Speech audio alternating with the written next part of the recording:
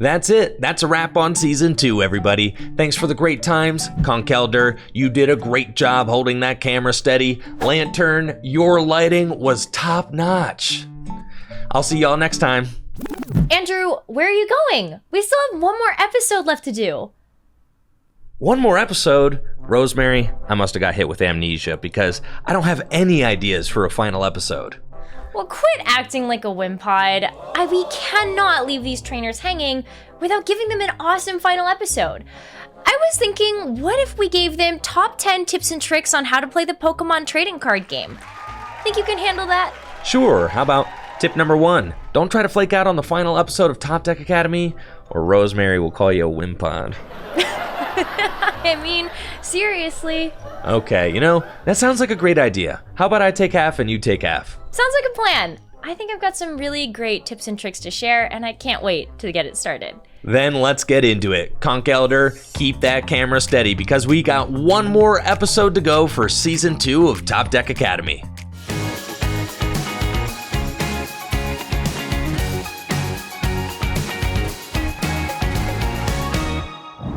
Tip number 1, always bring a backup.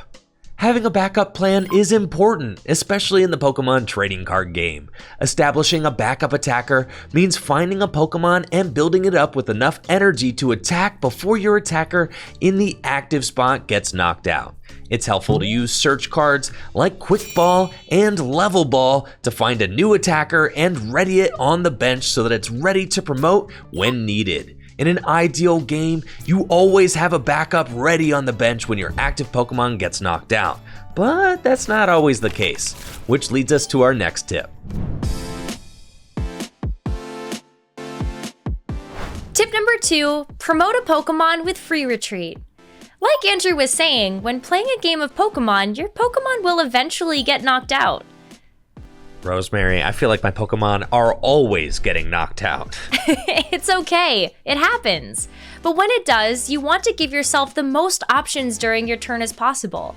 The best thing you can do when a Pokemon gets knocked out is to promote a Pokemon that has free retreat. By promoting a Pokemon with no retreat cost, you make it so that you don't have to decide on an attacker until the final stages of the turn. Not all decks play Pokemon that have free retreat, so trying a Pokemon with an air balloon attached is the next best thing. If you don't have a Pokemon with free retreat, then you have to think very carefully about which Pokemon you send into the active spot. Tip number 3, manage your bench. Your bench is one of the most important resources in the Pokemon TCG. You only get 5 bench spots to work with alongside your active Pokemon, so it's really important to use them wisely. Oh, just like a team of 6 in the Pokemon world. Exactly. You want to make sure that you have enough space for a backup attacker, as well as any support Pokemon you may need throughout the match. One mistake that players often make is to fill up their bench with support Pokemon so that they don't have enough space for a backup attacker. Similarly, if you fill your bench, you won't be able to use support Pokemon with come into play abilities like Crobat V's Dark Asset, which draws extra cards. Remember, just because a Pokemon is in your hand doesn't mean you have to put it into play. Tip number 4, keep track of resources. It's important to remember that every card in your deck is a valuable resource. As the game goes on, you'll want to pay close attention to how many of each card you have remaining in your deck. If you only have one attacker in your deck, for instance, you probably don't want to discard it with Quick Ball or Professor's Research. Keeping track of resources can help you decide which cards to discard when you need to, and which cards to save for later. Supporter cards like Bruno and Marnie are great for conserving resources, since they both put your hand back into the deck before allowing you to draw more cards. Tip number 5, keep track of opponents' resources. Keeping track of your own resources is essential, but it's also important to keep track of your opponent's resources. How many switches your opponent played? How many supporters might they have left? How many energy? Thinking about these questions and finding the answers can help you figure out your game plan. So what you're saying, Andrew, is that plan might change depending on whether you think your opponent has used all their boss's orders or something, right? I feel like I forget all the time to keep track of my opponent's resources. Is there a way I can check that if I haven't been keeping track of it? Absolutely, and that's a really good question. If you want to see what resources your opponent has used, you can always ask to see their discard pile, since the discard pile is public knowledge. Tip number 6, make a game plan. The most common way to win a game of Pokémon is to take all 6 prize cards, and the easiest way to take all 6 prize cards is to make a plan. If your opponent is using Pokémon VMAX, which give up 3 prize cards each, you may only need 2 knockouts to achieve victory. If your opponent is using a mixed strategy, you may only need to knock out 1 Pokémon VMAX, 1 single prize Pokémon, and 1 support Pokémon like Crobat V to win. Wait. So that means that using boss's orders to target bench Pokémon and take specific prizes is super important, right? Oh, for sure.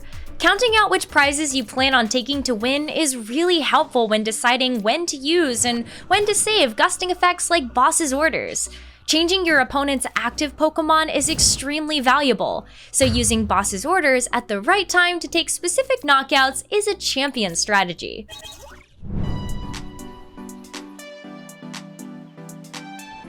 Tip number 7, weigh the odds. Playing the Pokémon TCG is all about probabilities. Before you play any cards in a turn, especially your supporter card, you should always ask yourself, what do I need this turn, and which combination of cards will give me the highest chance of achieving that goal? For example, if the most important thing is to find your hero Pokemon, perhaps think about using a search supporter card like PokeKid instead of a draw supporter like Professor's Research. By asking yourself these simple questions, you'll find yourself weighing the odds and making the right call more often than not. Hopefully you've been paying attention, trainers, because it's pop quiz time. Ooh, I love pop quizzes! How many Pokemon can you have in play at a time? Is it 5, 6, or 9 Pokemon? If you said 6, that's right! With a typical board position, you can have 1 active Pokemon and 5 bench Pokemon, which makes 6 Pokemon in play. Some effects, like Eternatus VMAX's Eternal Zone ability, can expand the bench to allow up to 9 Pokemon in play at a time. Tip number 8, disruption. Winning a Pokemon TCG battle isn't just about executing your own strategy. It's also about keeping your opponent from winning. Disruption cards can be useful for this and come in all different styles. There are hand disruption cards like Marnie, which limit the size of your opponent's hand, and then there are energy disruption cards like Crushing Hammer or Fan of Waves, which can remove energy from your opponent's Pokemon. Disrupting your opponent's energy attachments early on in a match can buy you valuable time to set up, while disrupting your opponent's hand at the end of a game can keep them from having the cards they need to win. Tip number 9, thinning is winning. Rosemary, that was such a good tip. I can't count how many times I've lost a close game because of a well-timed hand disruption card. It's such a pain. Fortunately, there is something you could do to help you draw better at the end of the game. Thinning your deck. Thinning your deck is a strategy that involves using and discarding cards you no longer need so that you don't draw into them at the end of the game. For example, say you have everything lined up to be able to win on the following turn, but all you need is an energy card. If you have a card like Quick Ball in your hand, then you might want to play that Quick Ball to thin your deck so that you don't draw into it later. Quick Ball is amazing for thinning your deck because you get to discard another less useful card with it when you play it. Remember, at the end of the game, thinning is winning. Trainers, I hope you're listening up because this last tip is probably the most important. Tip number 10, have fun. Whether you are playing the Pokemon trading card game live or on a tabletop with a friend, there are always lessons to learn and exciting strategies to discover in the Pokemon trading card game. Can't wait for you to catch them all.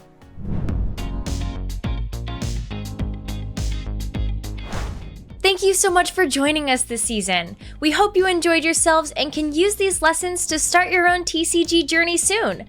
Huge shoutouts to Ellis, Tord, and the whole Top Deck Academy team, and of course to Andrew for joining me for this final episode of Season 2. Oh, you know I wouldn't miss it for anything, Rosemary. Trainers at home, let us know your tricks and tips for playing the Pokemon TCG in the comments below, and stay tuned for more content from Pokemon on Twitter at Pokemon TCG and on Pokemon's official YouTube and Twitch channels. Thanks for watching. See ya!